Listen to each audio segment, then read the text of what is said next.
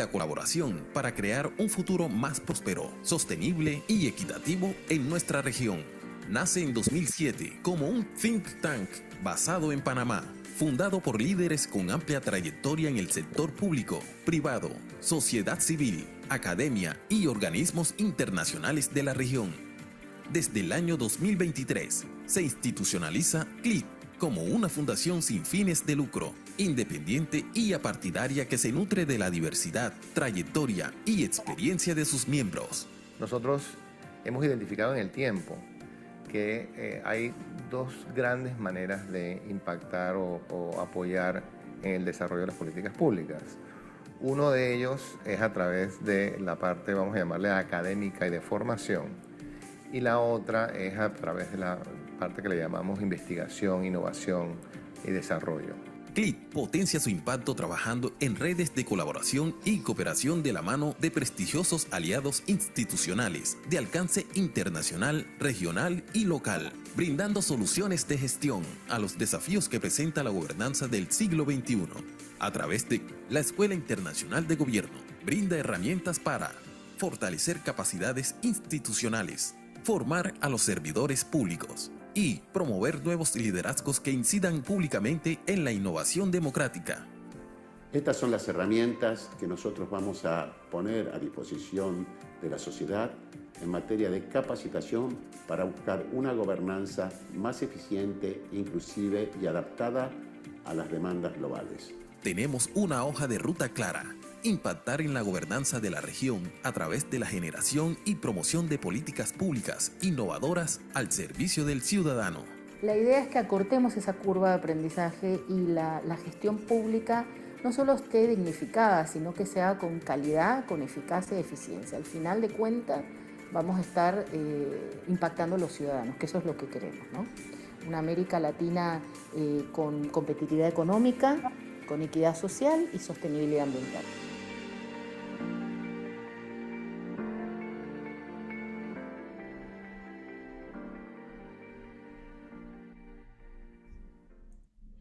Perfecto, bueno, muchísimas gracias a todos los presentes. Vamos a dar inicio entonces eh, a este webinar. Sean todos cordialmente bienvenidos pues, a esta conferencia virtual organizada por el Centro Latinoamericano de Innovación en Políticas Públicas. Para nosotros pues, es un verdadero honor contar con la participación de representantes tanto de espacios privados como públicos, organismos internacionales y todo pues, aquello interesado en comprender los desafíos que plantea el actual escenario global. Les voy a explicar brevemente cómo va a ser la dinámica de la sesión. Antes de iniciar, pues, presentaremos la presentación va a tomar 60 minutos. Luego de eso, vamos a tener una exposición, un intercambio de preguntas y respuestas. Y posterior a eso, pues, cualquier pregunta que no sea respondida en el lapso que tengamos para dar respuesta, con mucho gusto van a ser enviadas las respuestas por correo electrónico.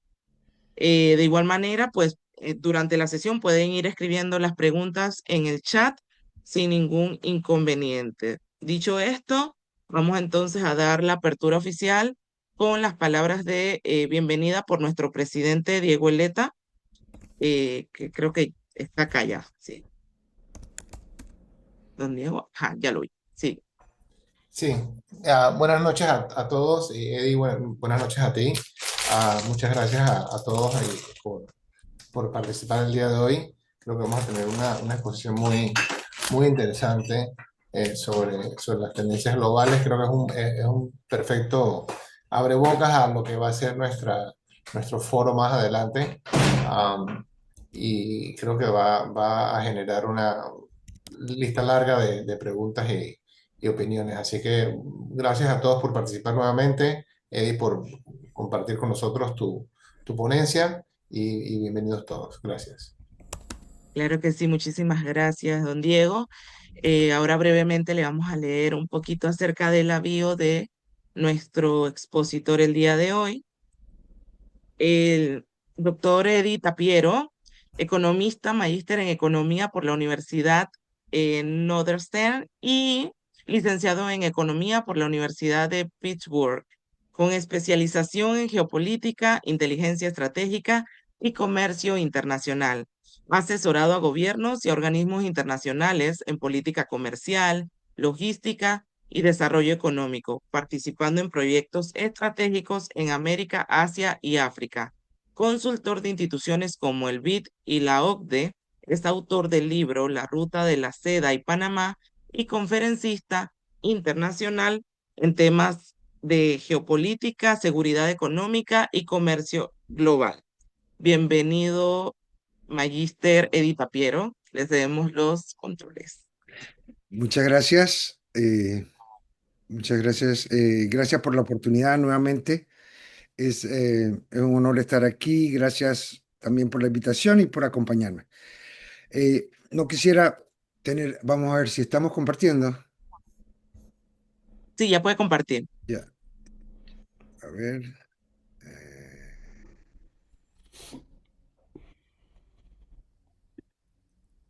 share.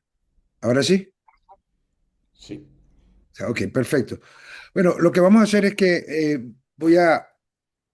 vamos a hablar, este tema es importantísimo porque estamos viendo demasiada volatilidad en el entorno y yo no me voy a concentrar en los titulares. Los titulares son hoy. Lo que yo veo más es a nivel de tendencias de hacia dónde vamos a estar mañana, lo que estaban haciendo. Y mi punto es nuevamente traer a colación que la geopolítica deja de ser un abstracto en la medida cuando ella entra a definir una ruta de comercio, cuando ella afecta una prima de seguro, cuando afecta una reserva de un avión, una reserva de un viaje, un cambio de terminal, todo esto, y cuando afecta la inversión. Ya ahí está, deja de ser el abstracto y entra a ser prácticamente algo que ya está concretamente dentro afectando decisiones. Entonces ahí es donde comenzamos a preguntarnos que, bueno, esto es solamente volatilidad, que estamos viviendo un periodo de volatilidad o qué es lo que está pasando. Si, o estamos entrando, lo que estoy viendo es que estamos entrando a un nuevo régimen comercial y eso es lo que voy a tratar de presentarles a ustedes. Esto, aunque está enfocado en la parte marítima, digamos, de navieras y esto también lo podemos expandir hacia todas las empresas, porque ahora mismo todos estamos enfocándonos, viendo, siendo afectados por las decisiones internacionales de esta geopolítica. Primero vamos a descargar la responsabilidad, que todo esto es mi trabajo, parte de investigación que he seguido desde el 2018 cuando escribí el libro de la Ruta de la Seda, que se enfocaba en la globalización y después de eso entra el periodo de fragmentación de la globalización y hemos estado dándole seguimiento a esto.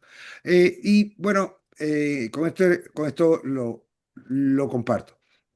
5 ideas importantes que se está ordenando, que están afectando cómo vivimos, es la geopolítica y la seguridad, porque lo que estamos viendo es más rivalidad, más presión sobre rutas, infraestructuras y activos. Ya los activos no son solamente puertos o aeropuertos, como antes lo llamábamos, porque estábamos en un mundo globalizado. Significaba que yo tenía confianza con mi vecino, confianza con estas personas que estaban haciendo, los países se confiaban entre uno y ellos. Ahora hay rivalidad. Y estos activos ahora pasan a ser de un activo que solamente brinda un servicio internacional a un activo crítico, porque es parte de una cadena de valor muy importante. Entonces ya refleja otro orden, tiene otra visual. Otro aspecto es la tecnología, la inteligencia artificial, los datos, la plataforma, nuevamente están cambiando la productividad y la manera como se está haciendo los negocios. Los datos ahora pasan a ser el petróleo del mundo, el valor, el oro, más riqueza que antes no lo pensamos. Otro aspecto que estamos viendo es el clima y la naturaleza están afectando. El clima deja de ser un contexto, está afectando la infraestructura, el agua y la continuidad de los servicios. Ejemplo, ahora estamos viendo el niño que nos va a afectar y eso va a tener un impacto sobre se está viendo sobre el canal, sobre los puertos, sobre el comercio. Recursos, aparecen los recursos críticos, agua, energía, alimento, no, logísticos importantes. Esos eran puntos de partida que antes los compartíamos. Si yo necesitaba un elemento mineral crítico, yo lo iba al mercado y lo conseguía. Ahora tengo que ver si eso mineral tiene una sanción, tiene una restricción de exportaciones, tiene un elemento que tengo que llenar en aduanas. Todas estas cosas no eran, hace 3 años no eran tan fuertes como lo vemos ahora. Más importante que vemos es la capacidad estatal y el poder corporativo, porque lo que estamos viendo es que los países están trabajando con firmas que controlan nodos de comercio. Y estas firmas muchas veces tienen más capital que el mismo país. Un ejemplo que puede ser un Google que tiene mucho más poder geopolítico o un Elon Musk que tiene más poder geopolítico que puede tener el que pueda tener el Panamá. Esto estamos viendo. Entonces, el reto de los países es cómo manejar su economía sin tener esa captura regulatoria que puede tener un compromiso con una de estas empresas. Por ejemplo, si yo traigo una naviera que tiene muchas cargas y le doy un puerto, ella va a tener tanto poder que cuando yo voy a decirle, bueno, por favor, necesito esto que sea regulado, que el trabajo sea así. Entonces la naviera me puede decir no y yo me llevo la carga. Entonces, como los países no quieren que se pase eso, bajan, bajan la guardia y tiene que haber. Ese es un reto que estamos viendo ahora mismo que está pasando a nivel global. También esto, y aquí estamos lo que hemos visto en un resumen de lo que estamos viendo, cómo se va el comercio global cambiando. Antes era libre comercio, ahora lo que estamos viendo es que los países están buscando seguridad económica. Esto significa que antes que el cliente, él era el customer, era la persona más importante. Necesitabas tener los mejores precios. Ahora los países necesitan asegurar que tienen esa producción o que tienen ese producto. Antes nos íbamos por eficiencia, que es el menor costo de hacer un trabajo. Ahora estamos buscando resiliencia, la capacidad de salir de un evento rápidamente. Antes nos vamos a la globalización, ahora lo estamos viendo a la regionalización. Antes queríamos just in time, inventarios que sean que teníamos el mínimo de inventario. Ahora estamos buscando redundancia.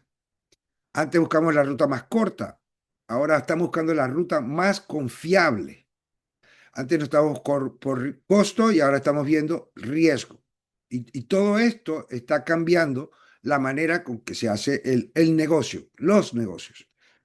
Porque, por ejemplo, aquí hay un ejemplo, un barco sale con una carga, sale con su plan y va de un lado a llevar la carga, digamos, viene con la carga de Home Depot y va para Nueva York, ¿ok? ¿Qué pasa? Que en ese camino hay un problema en Ucrania, hay un problema en el Mar Rojo, hay un problema en Hormuz, aparecen aranceles, hay una sanción. Entonces, todo esto cambia un presupuesto que había, este plan que había para llevarlo, entonces cambia la parte operativa y el costo de la carga, que es muy importante tenerlo presente, porque ya vemos que la travesía ya, que parecía puramente operativa, ya tienes estas cosas. ¿Y qué pasa? Que esto afecta a los itinerarios y esto afecta los precios, la llegada, las terminales, tienen una cadena de eventos que le siguen. Entonces, el problema es que el mundo puede cambiar y está cambiando en cuando va la carga. Ya antes, el problema antes era llevo la carga de un lado al otro y cuánto me cuesta. Ese es el flete. Ahora, cuánto me lleva la carga de la otra, asegurándome de que no haya una interrupción en esa carga. Y es muy importante porque cuando aparecen estos eventos distintos, en realidad, en realidad afectan el precio final del producto. Y eso tenemos que verlo aquí. Por ejemplo, aquí hay tres fuerzas que están moviendo el comercio de manera importante. ¿Cuál es? De manera distinta. Las guerras están cambiando las rutas de comercio. Si ahí vemos, tú estás tomando rutas más largas para evitar esto. Aranceles, que es muy importante. El viernes va a haber, hay un anuncio de que se van a eliminar ciertos aranceles, pero en realidad hay otros aranceles que van a estar entrando pero están cambiando, afectando el tiempo de entrega de la carga. Y eso se llama front loading. Ahora vamos más tarde a hablar de eso. También la regulación. Ahora estamos viendo que cada país se está regulando y hay una regulación general que está haciendo a nivel mundial a través de reglas que se permiten acceso a ciertos mercados. Y eso está cambiando el acceso al mercado. Eso te da la elegibilidad. ¿A qué mercado vas a ir? Porque si no tienes ese cumplimiento con ese mercado, ya no lo tienes. Aquí parecen shocks distintos, pero lo que pasa es que todos están introduciendo una incertidumbre dentro de la decisión comercial. A ver. Ok, aquí vemos, esta es una gráfica, perdonen por ahí, no las quiero asustar, nada más lo que dice, aquí tenemos el número de TEUs que son enviadas, entran al puerto de Los Ángeles, y aquí va el tiempo. Y lo que yo hice, este es parte de un papel, de un paper que estoy entregando, ahora presentando el 4 de enero, donde vemos que cada vez que hay un anuncio de aranceles o de una volatilidad que va a venir, los compradores, los negociantes compran en avance carga, la carga sube. Después de eso hay una corrección. Nuevamente, cuando viene una guerra o viene en ascenso, nuevamente los compradores, las empresas comienzan a comprar adelantado su carga y después hay una caída, una corrección. Y esto lo hemos demostrado desde noviembre del 24 hasta el julio del 2026. Pareciera, oh sí, está bien, muy bien, pero eso tiene muchas consecuencias que vamos a ver aparte, más tarde. Entonces, ¿qué pasa? Importante porque las nuevas condiciones de acceso que le estaba diciendo, las regulaciones, eso es lo que está regionalizando al comercio. Por ejemplo, Estados Unidos está enfocado en seguridad nacional, en su política industrial.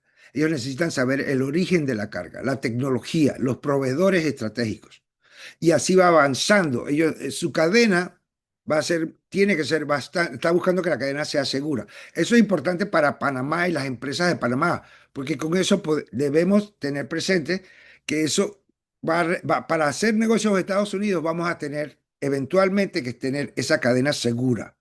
Para hacer semiconductores no podemos tener contenedores contaminados, no podemos tener problemas en ninguna, desde el origen hasta que llegamos, porque eso ellos están buscando seguridad y eventualmente uno de lo que pienso que puede pasar es que eventualmente hasta la tecnología, porque ellos están queriendo ser servidos por cierto tipo de servidores que tengan una marca que no sea que sea compatible, una marca que sea compatible con sus especificaciones para mantener esa seguridad.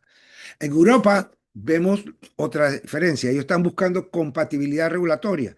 Están buscando descarbonización, emisiones, trazabilidad, cumplimiento, estándares ambientales y sociales que esa carga, a saber de cuál es el origen, sabe si se usó empleo manía de niños, este tipo de cosas.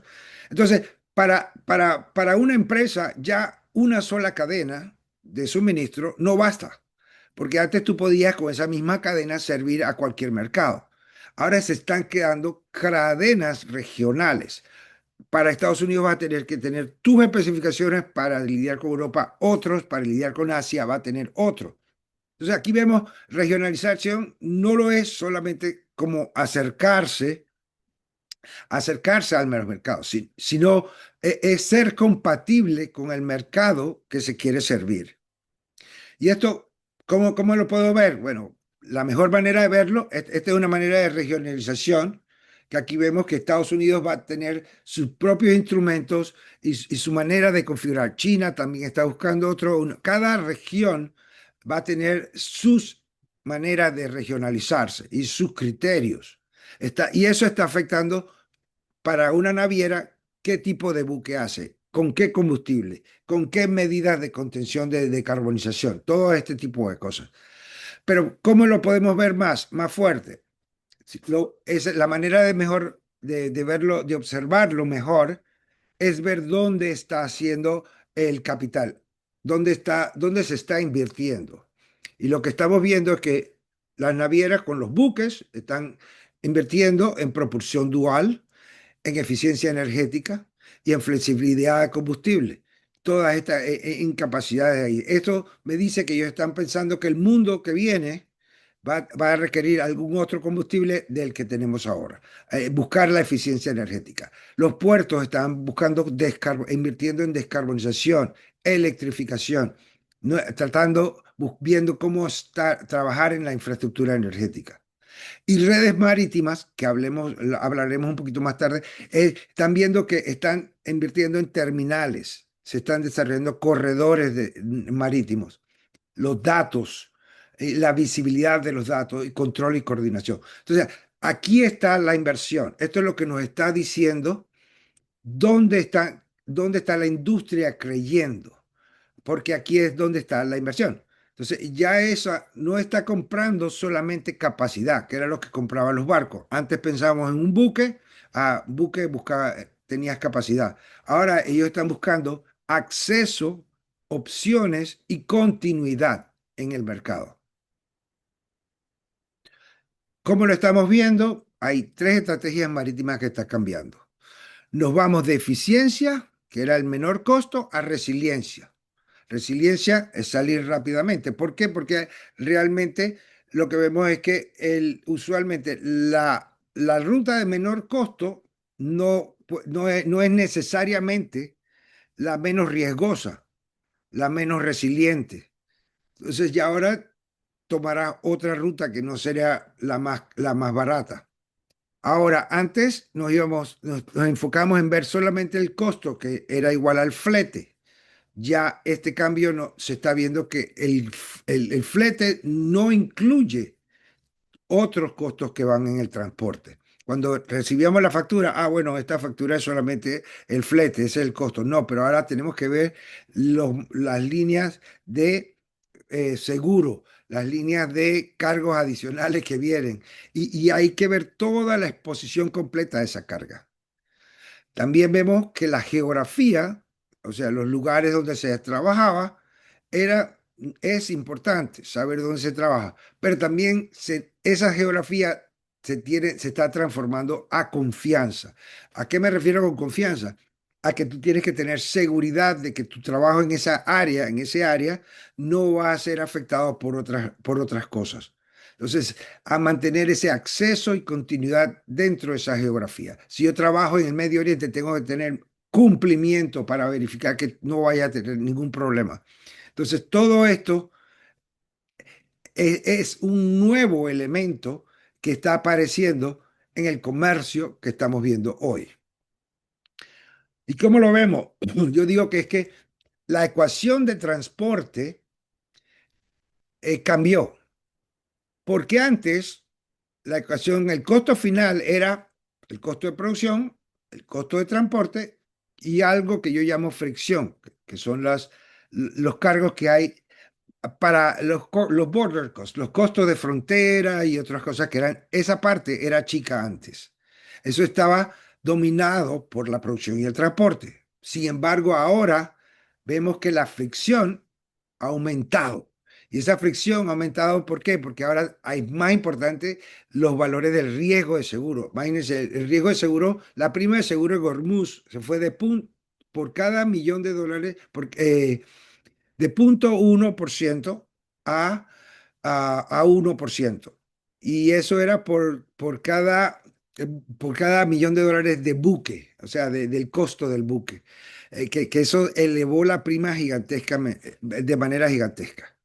También el costo de seguros, las regulaciones, las emisiones, el tiempo, la ciberseguridad, todos estos son costos adicionales que hay que meterle en esa parte de fricción donde tú haces el transporte y eso va a afectar el costo del producto final.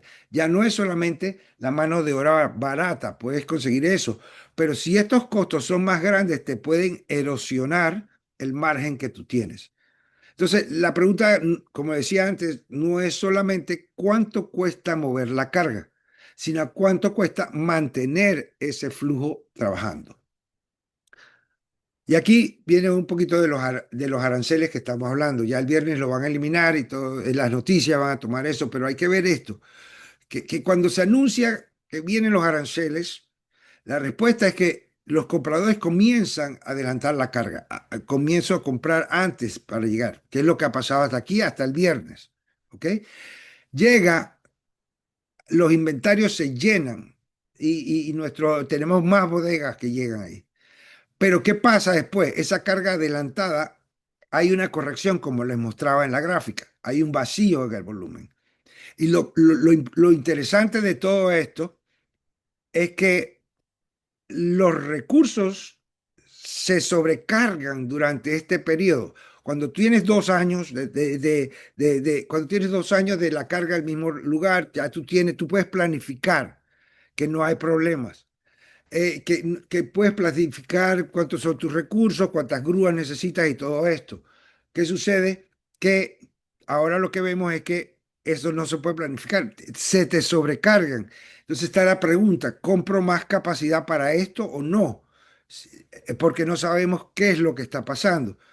O un ejemplo aquí, en el junio del 2026 en el puerto de Los Ángeles aumentó 12% el volumen de Teus, ¿ok? Antes de normal. Entonces, eso pone presión en toda la cadena y afecta todo lo que está pasando. Ya no crea, ese frontloading no es una demanda creada, no es orgánica.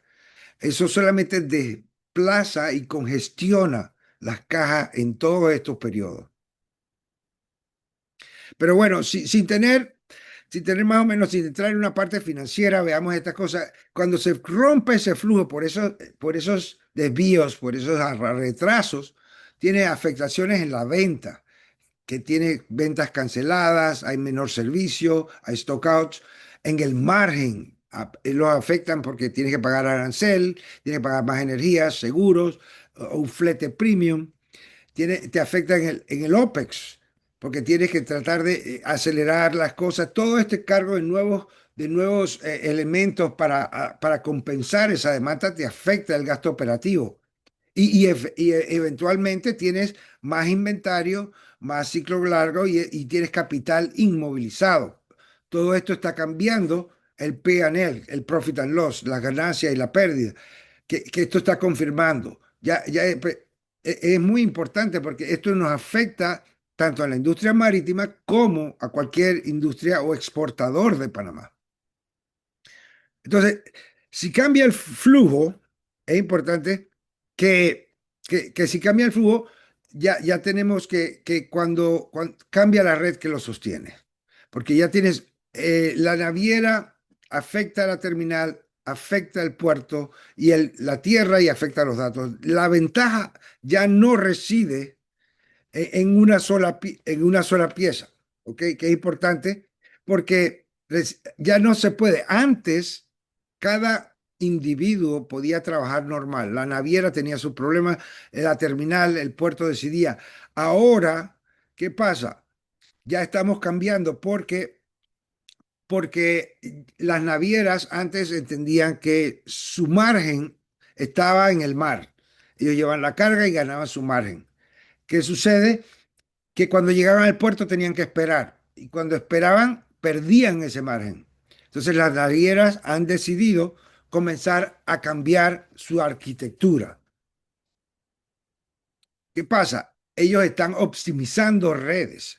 Ellos están comprando la terminal, el puerto, los servicios logísticos de tierra y la información.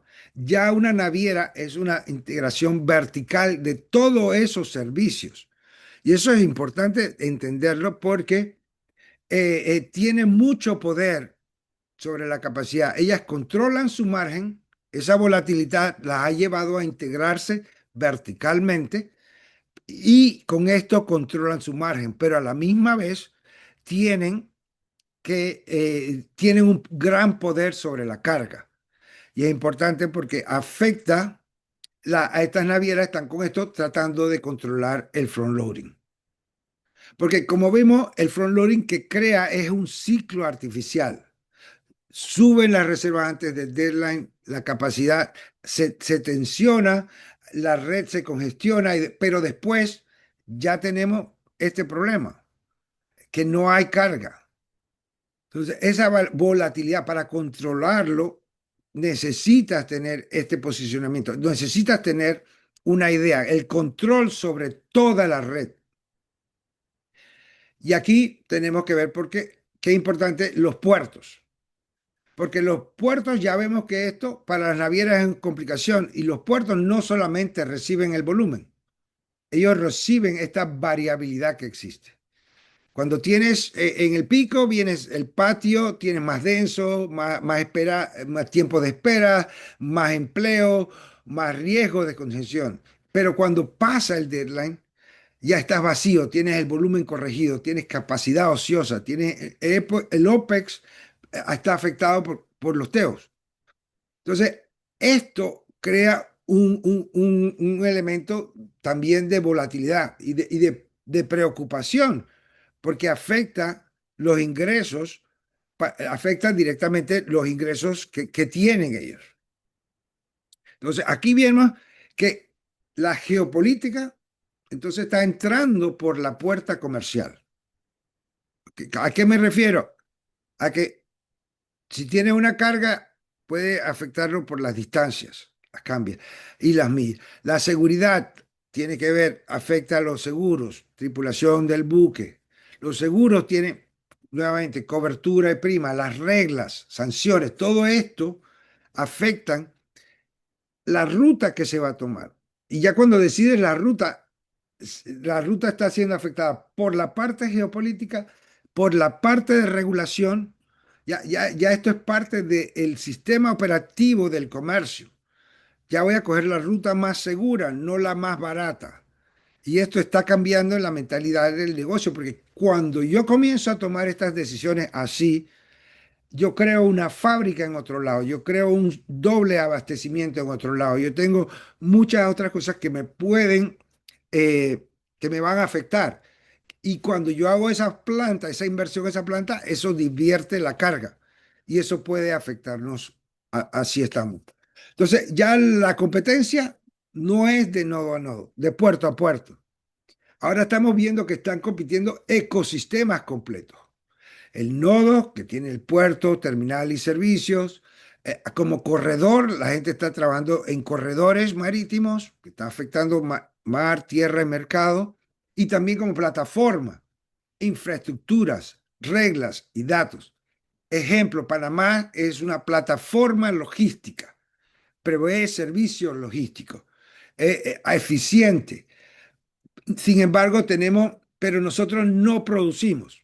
Si vemos con Dominicana, República Dominicana ha integrado producción doméstica con servicios logísticos y también zona libre. Entonces están trabajando, ampliando sus servicios. Si uno ve Miami o sur, Florida del Sur, ellos no son los más baratos, pero ¿cómo compiten? Proveyendo servicios logísticos, proveyendo servicios de carga y además integrando, haciendo una ventana de integración hacia los mercados de Estados Unidos. Ellos no son el lugar más barato de hacer negocio. Pero ¿por qué las empresas de América Latina van ahí? Porque tienen ese acceso. Entonces, cada plataforma está generando una ventaja y aquí es donde estamos viendo dónde qué está pasando. Entonces, en América Latina, lo que estamos viendo, estamos construyendo más opciones. México está ampliando los puertos, Lázaro Cárdenas, Manzanillo, Cartagena, Colombia, también, Panamá, todavía no estamos avanzando, pero tenemos esta opción de que vamos a abrir puertos, Chancay en Perú, Santos, San Antonio. Ninguno de estos puertos va a competir con Panamá como red logística. Pero ¿qué significa? que va a afectar la parte de opcionalidad, porque tienes más opciones y eso pone presión a Panamá. ¿Qué significa esto? Que como se está buscando que la ruta más confiable es la más valorada, no necesariamente la más barata, Panamá debe vender confianza, no solamente geografía. Porque la geografía abre la puerta, pero la confianza hace que la red permanezca. Y eso es importante.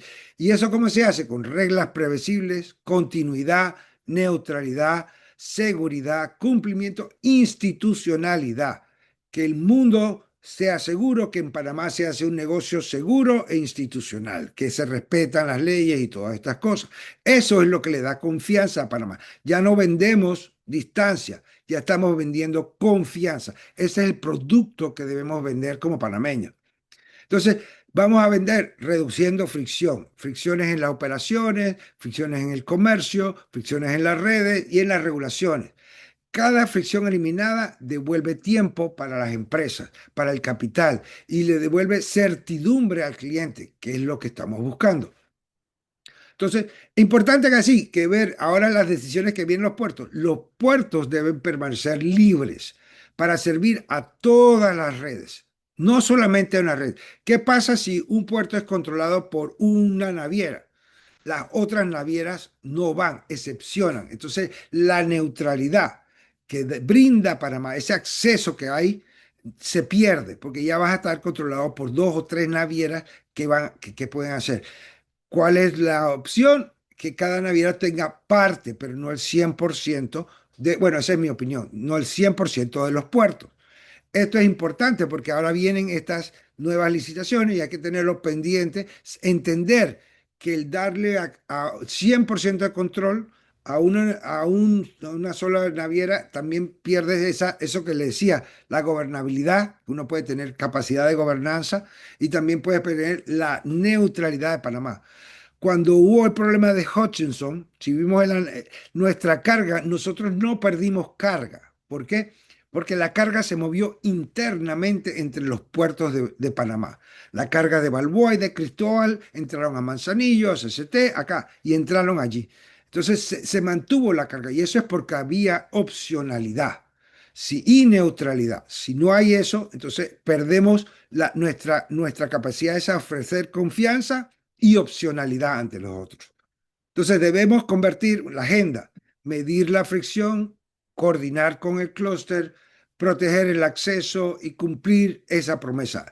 Es importante que nuevamente institucionalidad, y creo que ese es uno de los pilares que tiene la organización, y es importante eso, porque que no cambien con cada gobierno. Eso ahora es un requerimiento no solamente para el país, para la industria, porque eso es lo que está viendo. La geografía nos está ubicando. Entonces, la confianza es la que hace que nos elijan. Y ya terminando con esto ya teníamos aquí que ya, ok, perdón. Y con esto ya concluimos. ¿Aló? No escucho. Ah, perfecto, sí, claro que sí. Muchísimas Mm. gracias, Magíster Edita Piero, por esta intervención. Entramos entonces en la sesión de preguntas y respuestas. Pueden ir levantando la mano algunos, otros pueden escribir sus preguntas en el chat que estarán siendo atendidas por el doctor Tapiero.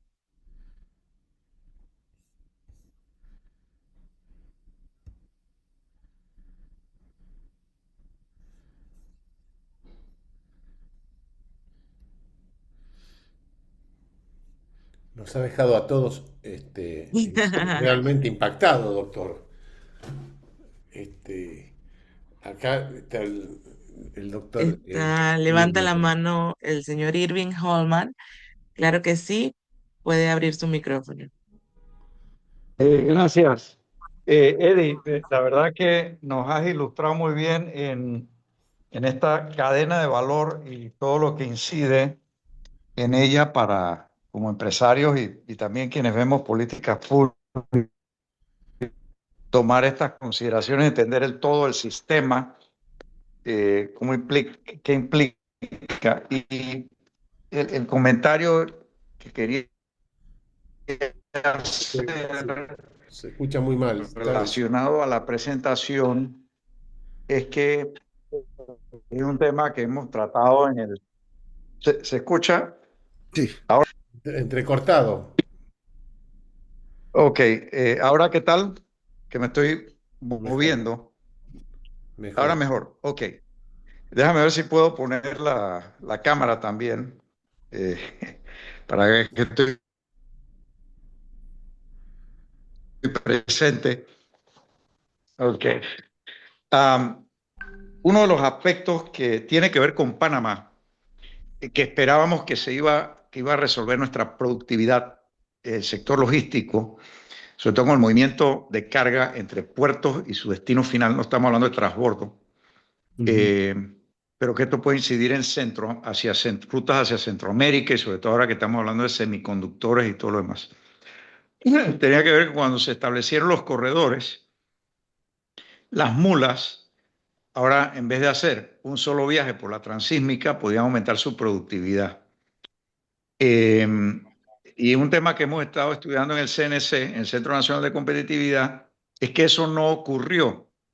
Entonces los fletes internos se mantienen altos, y esto puede afectar también rutas hacia Centroamérica.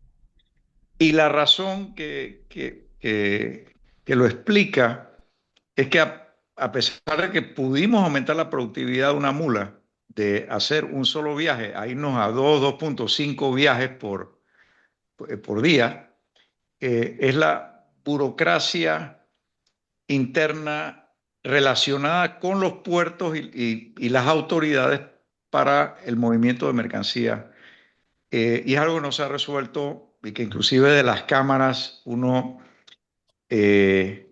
entiende que es un problema y que no es solo un tema de aduanas, sino un tema de que los gobiernos tienen que prestar atención a cómo hacer ese flujo lo más ágil posible, además de hacerlo seguro, o sea, tener las dos cosas, que es lo que ha tratado de hacer Miami, ¿no? Yo doy seguridad, pero doy agilidad, o otros puertos de Estados Unidos. Entonces, quisiera tus comentarios en torno a cómo atender este tema, cómo visibilizarlo desde el punto de vista de política pública para nuestra confianza, competitividad, etcétera. Mira, me encanta la pregunta, me encanta y llega justamente al tiempo. Muchos de mis escritos, yo tengo una columna en Substack donde está viendo, donde pongo los cambios en comercio, la mando ahí, te voy a mandar para que los tenga ahí abierta a todos porque quiero compartir esto. He hecho el análisis de qué pasaría si abre Cuba en noviembre bajo un paraguas de Estados Unidos. ¿Ok? Eso cambia todo el corredor marítimo centroamericano. Entonces ahí tenemos Panamá. Panamá ya no puede estar pensando como antes en inercia. Ya estas son cosas que debemos realmente puntualmente tenerlas en el paquete. Por ejemplo, definir si vamos a hacer un tren o vamos a hacer carreteras o vamos a hacer carreteras. Entonces tenemos el problema que por ejemplo, el flujo de carreteras se puede mejorar. Desde Colón hay capacidad de conectar a la autopista, hacer otra autopista por el medio y sale más barato que el tren. Y los camiones no tendrían que volver por la transísmica para regresar. O sea, sí ha habido pensamientos de esto. Tenemos también conectividad terrestre que se puede ampliar, pero esto ya no son opciones, ya debemos verlo como país, en vez de estar viendo muchas cosas, tenemos que ver nuestros clientes. Ahora mismo hay opción. Están buscando opciones. Panamá se vende seguridad. Panamá debe vender, porque si nosotros tenemos la burocracia que retrasa los procesos de aduana, los procesos de mover la carga, entonces perdemos la ventaja competitiva, el ahorro que tienes. El ahorro que te da la ventaja geográfica lo pierdes porque tienes que ir al Seguro Social, al Banco Nacional a sellar esto. Entonces, esto que me está diciendo es crítico, entender esto. Cada región ahora mismo está viendo cómo aumentar su confianza. Nuevamente, lo que decía, en Miami, en Florida, ellos están viendo cómo han aumentado los cruceros, cómo favorecen, cómo aceleran los procesos. En Dominicana también, en Caucedo. O sea, estamos viendo que todos se están moviendo de repente y viene basado en algo que yo llamo el magnetismo económico. Porque siempre hablamos de que, bueno, viene la inversión extranjera, viene. Cuando yo hago un análisis de la inversión extranjera de Singapur y un análisis de Costa Rica y de Dominicana, yo veo que cuando se cae el comercio global o que cuando se cae la economía global, ellos siguen recibiendo, y de Irlanda, ellos siguen recibiendo inversión extranjera. ¿Por qué? Porque las empresas están apostando a lo que están viendo. Panamá aquí me veo que a veces cae y suave. Entonces no hemos generado esa, no estamos pensando en la inversión de hoy, no de mañana. De repente sale en Dominicana una zona libre. Oh, ¿qué pasó ahí? ¿Cómo hicieron eso? Eso no salió de hoy, eso salió de inversiones que han estado yendo. Y las inversiones que se fueron allá fueron inversiones que no vinieron a Panamá. Y eso tiene que ver con el reto, la paradoja que tenemos de que nuestros activos funcionan y dan dinero. Por ejemplo, zona libre, sabemos que el modelo hay que cambiarlo, pero dan dinero. Entonces, como dan dinero, el sector privado no quiere tocarlo porque están teniendo rentabilidad. Y el gobierno tampoco quiere tocarlo porque está dando rentabilidad. Pero el sistema cambia y esta volatilidad que le estamos dando, que estamos viendo que no estamos alineándonos. Y claramente te lo puedo decir, somos uno de los últimos países que estamos tratando de entrar en la OCDE. Que eso nos da confiabilidad y estabilidad en la ruta. Somos un centro logístico, sí, pero deberíamos estar. Costa Rica, México, Chile están allá. Entonces, ahí tenemos que tener ese vínculo. Estamos un poquito atrasados. ¿Cómo llamarlo? Haciendo, en vez de estar haciendo los estudios, yo creo que porque yo participé en los primeros estudios del tren, sí, era un momento importante, a 4.500 millones uno podía tomarse el riesgo. Como estamos hoy, como se está peleando la inversión extranjera en el mundo, y este es el momento donde se están posicionando los inversionistas, nosotros debemos realmente ver qué vamos a hacer, sacar a relucir esa competitividad, esa productividad. Si es carretera que tenemos que hacer, sacarlos de la tumba muertos, porque lo que hicimos fue no conectar Panamá Pacífico con el aeropuerto por otra carretera. Tenemos que todos los camiones tienen que pasar por la tumba muerto. Eso significa más congestión, más tránsito, más problemas, menos eficiencia. Ahí es donde tenemos, y yo creo que hay muchas cosas que ahora sí hemos aprovechado porque yo creo que el presidente por tener esa visión marítima ha avanzado y tenemos mucha gente capaz en la parte de la Cámara Marítima que se ha avanzado bastante, pero todavía necesitamos realmente llamar a colación que este es un punto coyuntural en la historia del mundo, porque como yo creo, la misma manera de que va a quedar el comercio va a ser diferente. Yo para comerciar con Europa voy a tener unos requerimientos. No va a ser lo mismo para Estados Unidos, no va a ser lo mismo para Asia. Entonces, yo como hub logístico tengo que tener esa adaptabilidad de servirle a todos esos mercados. Entonces, ahí y no podemos estar pensando en corretear hoy para aquí, hoy vamos a hacer esto, o para mañana. Eso tiene que ser una continuidad importante en ese pensamiento para mejorar esa conectividad que estás hablando.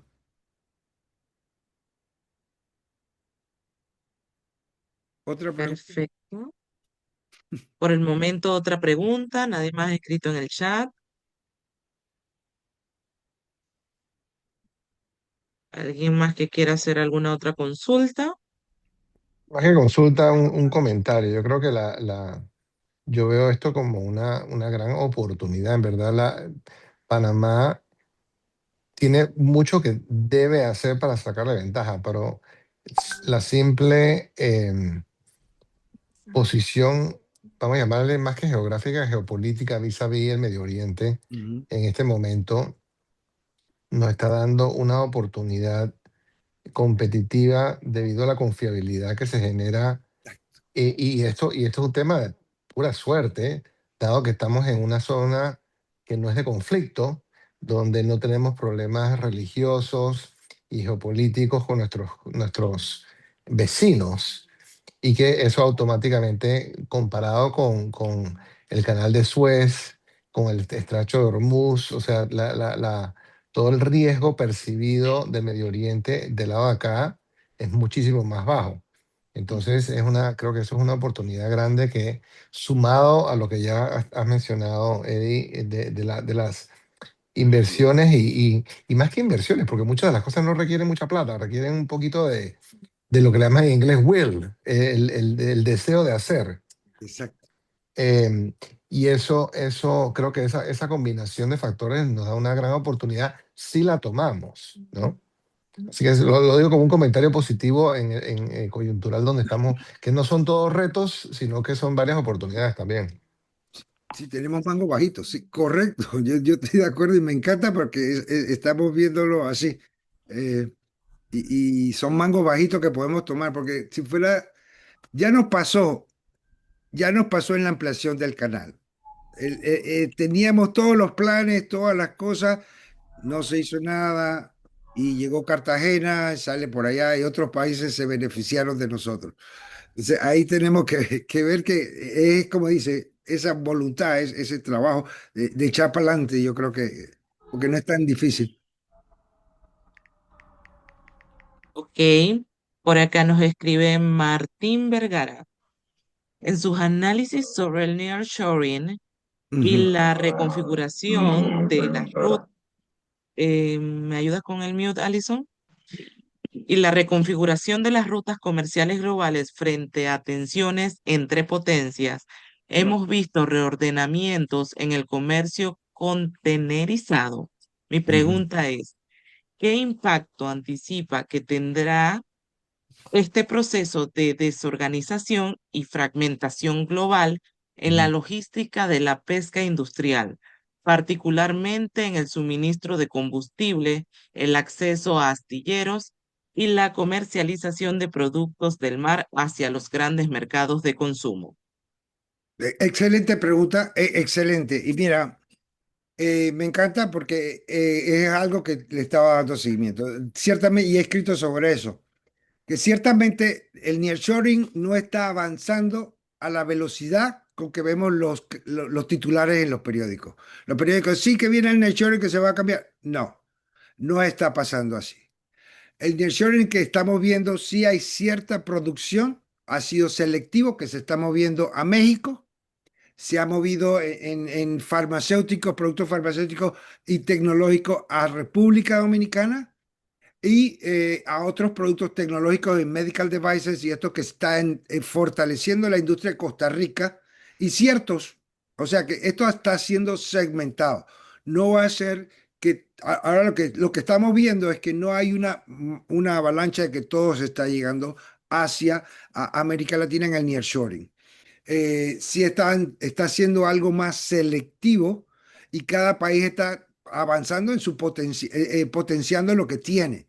Costa Rica está potenciando su educación y sus ligas con las cadenas de equipamientos médicos. Y lo mismo en República Dominicana, que están viendo. México también, ni se diga. Ahora, para la parte de astilleros y esto, es muy importante porque en realidad va a cambiar. Algo que mañana voy a mandar estoy poniendo un escrito de cómo está cambiando realmente la industria marítima debido a esto. Lo que estoy viendo es que las marinas mercantes, debido a los cambios en la seguridad nacional, no estamos revolviendo al periodo de los 40, cuando los países tenían sus propias marinas mercantes. Lo que estamos viendo es que los países, por ejemplo, Estados Unidos tiene confianza en ciertas marinas, en ciertos buques que van a permitir ese servicio para Estados Unidos, por ejemplo, para el Departamento de Estado. Lo mismo está buscando Europa.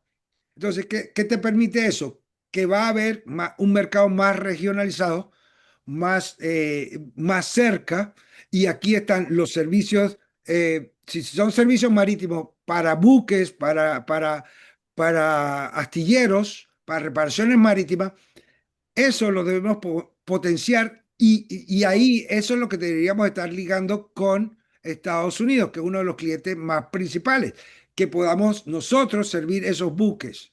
Por ejemplo, con el Jones Act. Si queremos pedir algo, tenemos un tratado de libre comercio, supuestamente de nuestro aliado comercial. Ahí donde podemos potenciar esto. Ciertamente nuestros artilleros están en el Pacífico y mucha de la carga está y de las actividades están en el Atlántico.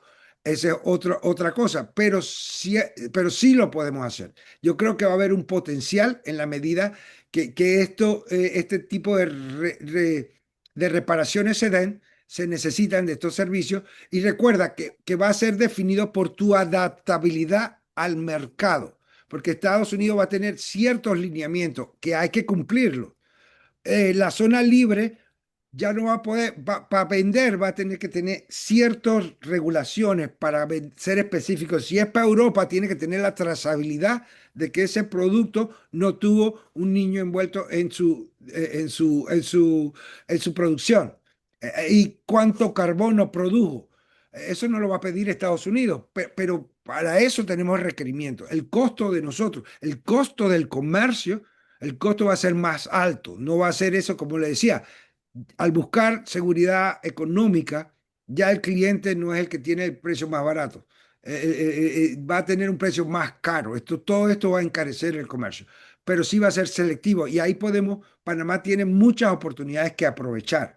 Y si ve nuevamente, por ejemplo, lo del viernes me define a mí.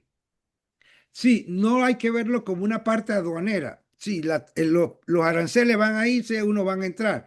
Lo que tienes que ver es que eso está cambiando la manera con que los tomadores de decisiones de las empresas están tomando su decisión.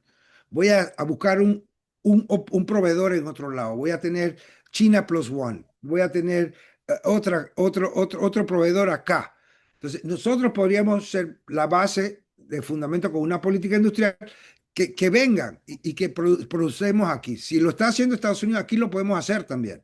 Podemos aprovechar, mira, impulsar la agricultura. Bueno, todos lo decimos, tenemos ese sueño de que se impulse la agricultura, pero sí lo podemos porque cuando escribí la ruta de la seda, hay potencial de venta en China o en Asia. Esos países son deficientes de alimentos, tienen poco tierra disponible para la agricultura. Nosotros tenemos, América Latina está llena y ahí podemos usar los tratados de libre comercio para hacer la concentración de esa carga en Panamá y enviar todo lo que requiere esos países, porque ellos sí quieren volúmenes. Y creo que ese es, con esto quería aportar que el nearshoring realmente es una oportunidad para Panamá si la aprovechamos. Si no vemos en lo cortito de hoy, vemos mañana cómo va a estar el mundo mañana y ahí nosotros hacemos la oferta hoy. Perfecto, vamos a darle la oportunidad al señor Víctor Hugo Herrera. Puede abrir sus micrófonos. Sí, buenas noches, muchas gracias. Soy profesor de la Facultad de Economía de la Universidad de Panamá. Y una de las cosas que más me interesaba respecto de la brillante exposición acá de nuestro interlocutor es el hecho de que precisamente si nos interesa la seguridad, la continuidad en los flujos, ¿verdad? Y no sería también una estrategia más factible hacer alianzas estratégicas a nivel de la región con relación, por ejemplo, al trasiego de la carga marítima, donde nuestros países se complementen en vez de tener una estrategia particular de cada país y terminemos compitiendo entre nosotros mismos.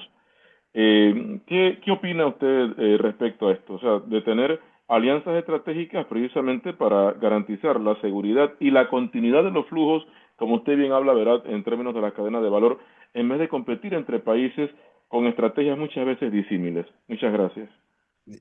Me encanta la pregunta, realmente está ahí y te voy a decir dos respuestas, okay, dos partes.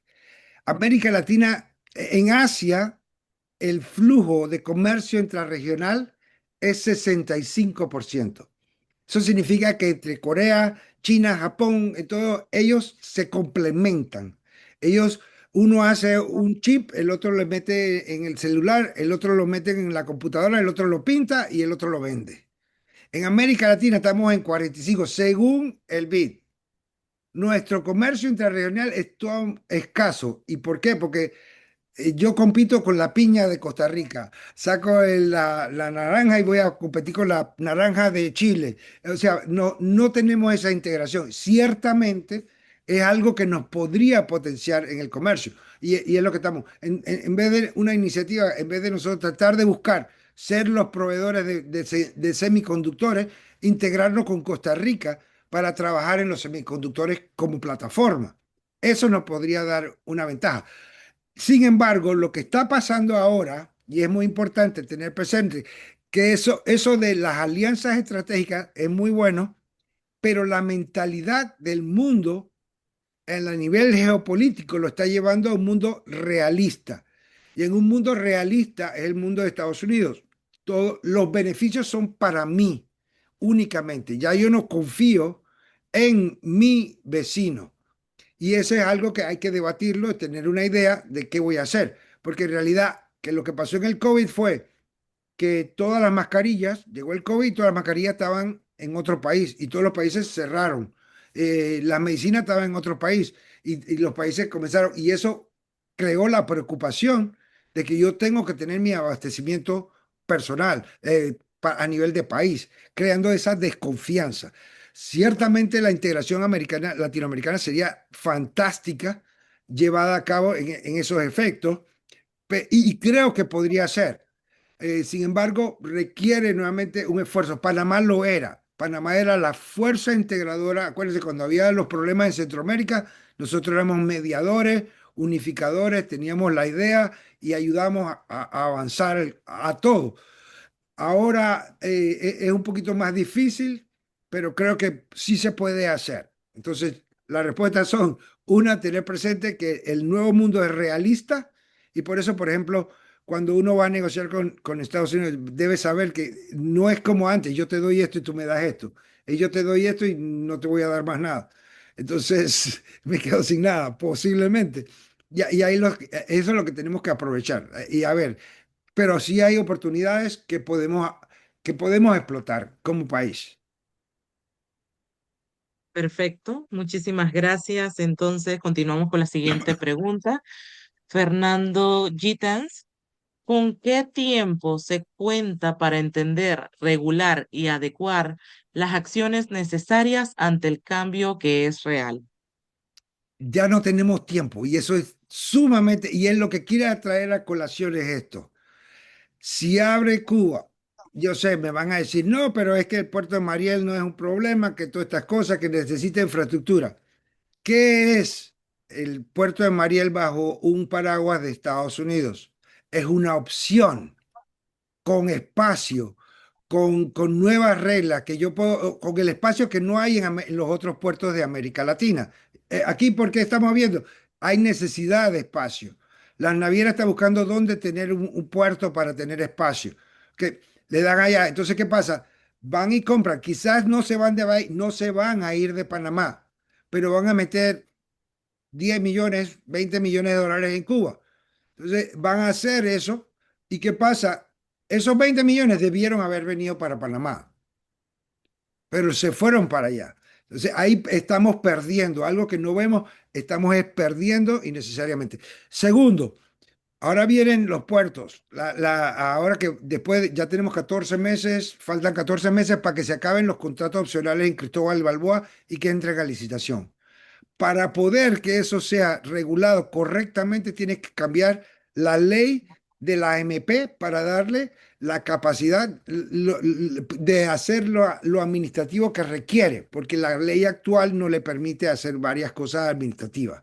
Y segundo, cambiar la ley de puertos para poder que esa ley se ajuste a los nuevos requerimientos de las concesiones que se hicieron ahora, porque ahora se ha hecho un nuevo tipo de concesión portuaria al nivel del siglo XXI, pero para poder que simplemente requiere que la MP tenga otros poderes y requiere que la ley portuaria se cambie. Entonces, ahora es hay una presión y lo que me tiene preocupado es que yo no veo movimientos hacia a eso, donde hay que hacer estos cambios legislativos, pero no se ve. Y ya ya tenemos 14 meses que faltan a que vengan las concesiones. Entonces es importante tener presente que estos movimientos están pasando, el cambio es tan rápido que el mundo cambió en 2 años. Ya ahora estamos negociando a nivel bilateral en vez de multilateral. La OMC ya no tiene el poder que tenía antes. Los organismos internacionales han perdido esa confianza. El mundo ya cambió.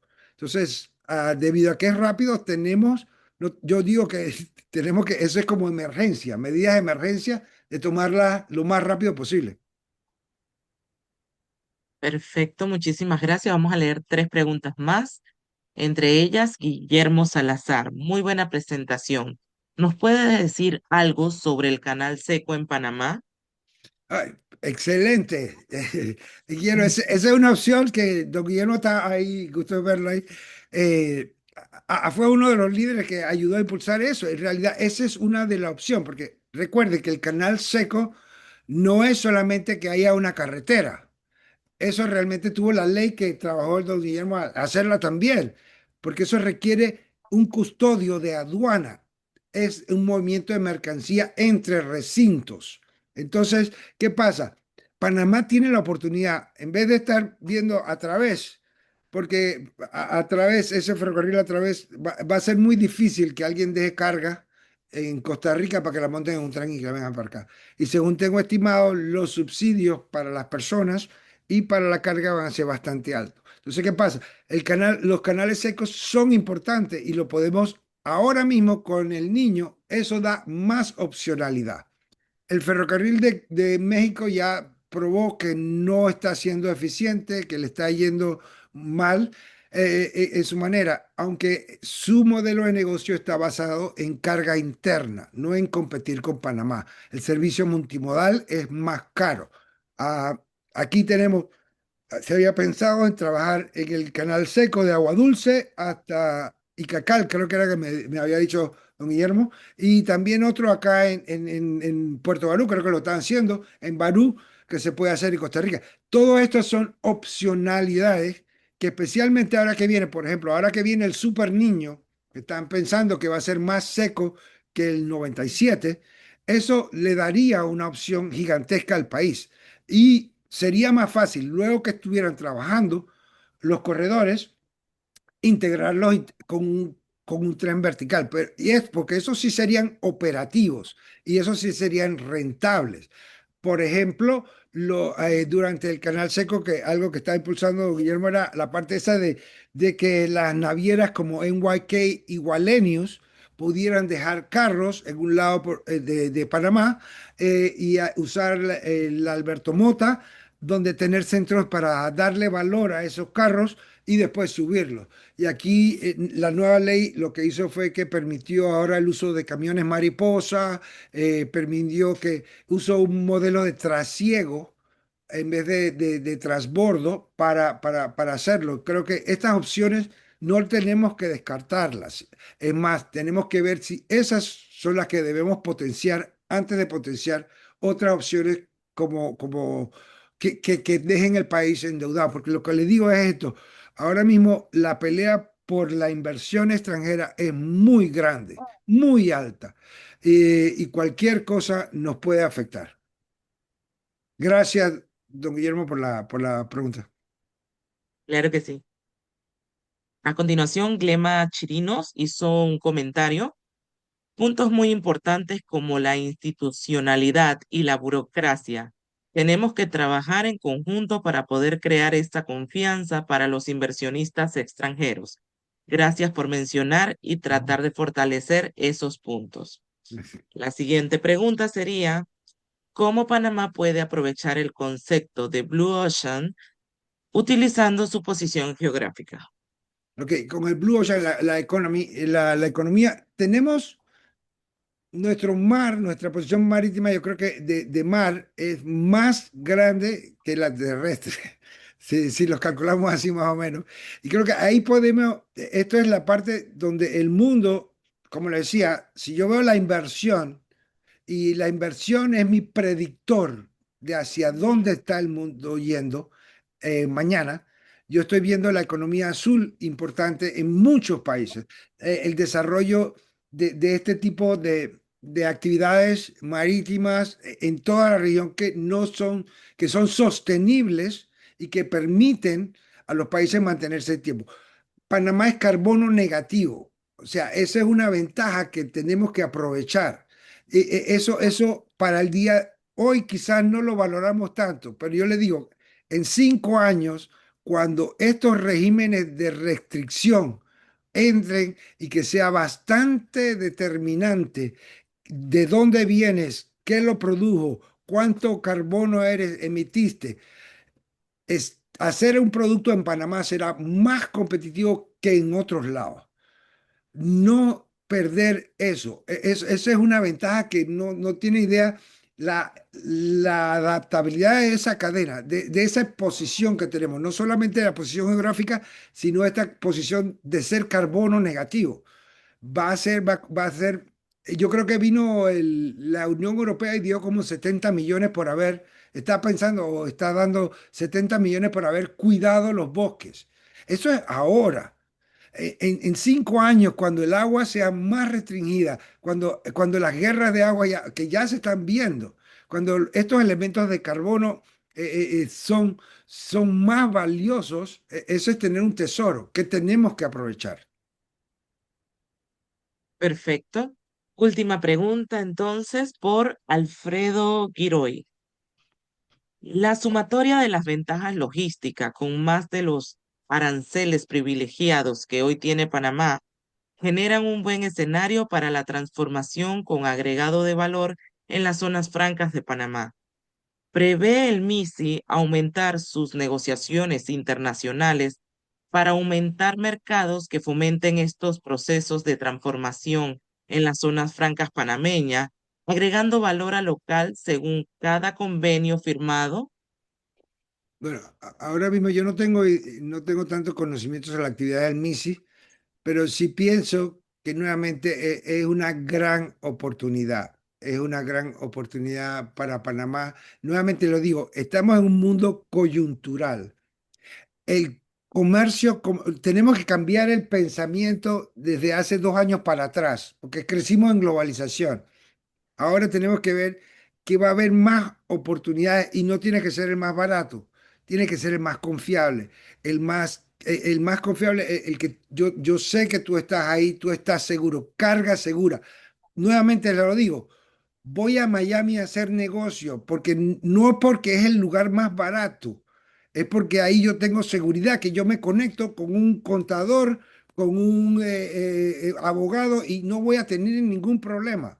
Eso es la ventaja de ir a trabajar y que voy a conectarme con los mercados de Estados Unidos. Nosotros podríamos tener ese mismo tipo de cosas. O sea que no es necesariamente el costo de hacer, el precio de hacer las cosas.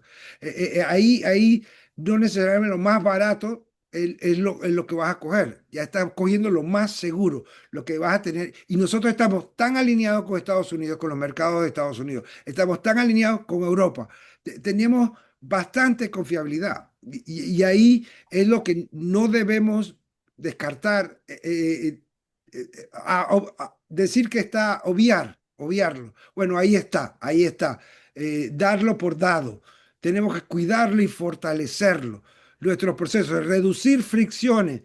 Los procesos deben bajarse de operativos, nuevamente, procesos de trabajo, de fricción. Aquí debería ser una plataforma donde diga, hacer a Panamá no hay problema, vamos para allá.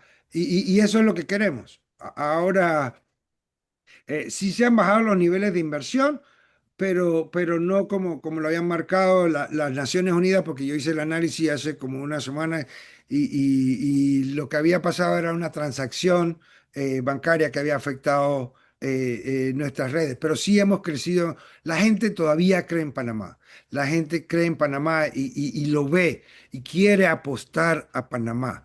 Entonces, ahí eso es lo que debemos, estos son los momentos donde nacen nuevos nodos en cadena de valor, donde se crean nuevas cadenas de valor. Y ahí es donde tenemos que aprovecharlo. Perfecto, bueno, muchísimas gracias a todos por sus preguntas. Cedemos la palabra al director ejecutivo de CLIP, don Jorge Arguindegui, para que dé unas palabras de clausura.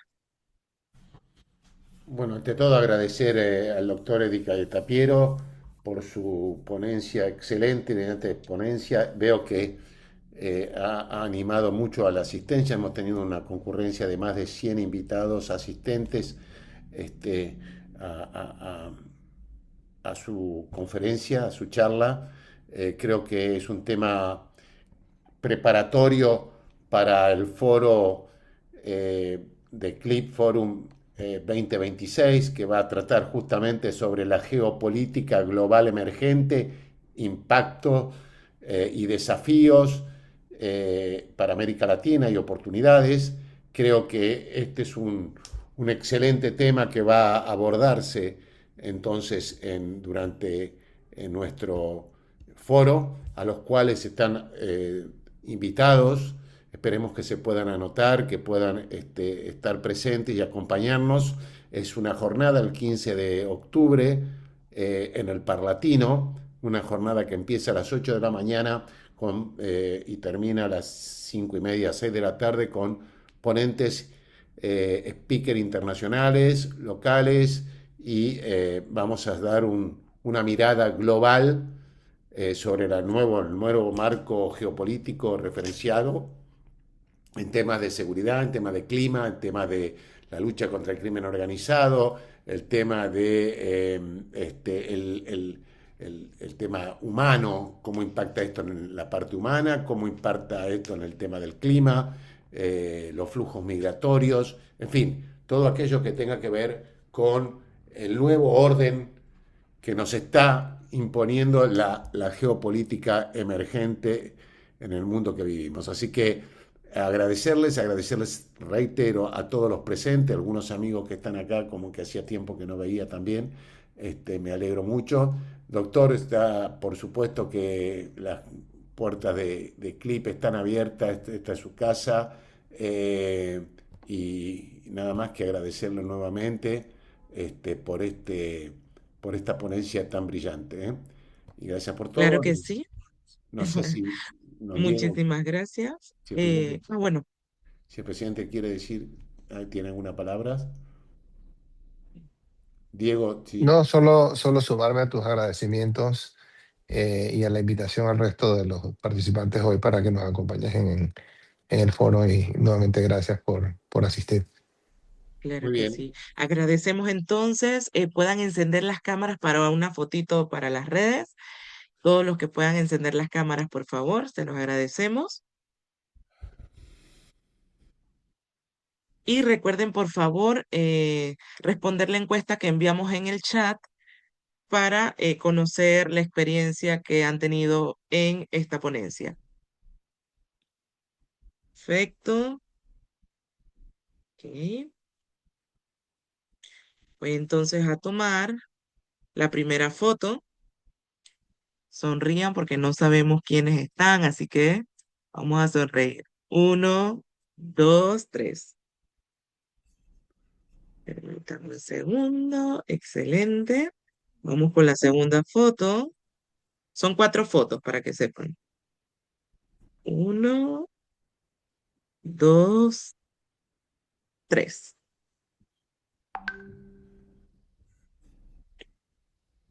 Rapidito la próxima foto. 1, 2, 3. Y la última foto. 1, 2, 3. Listo. Muchísimas gracias entonces a todos por acompañarnos. Tengan todos una excelente noche. Buenas noches. Hasta luego. Buenas noches.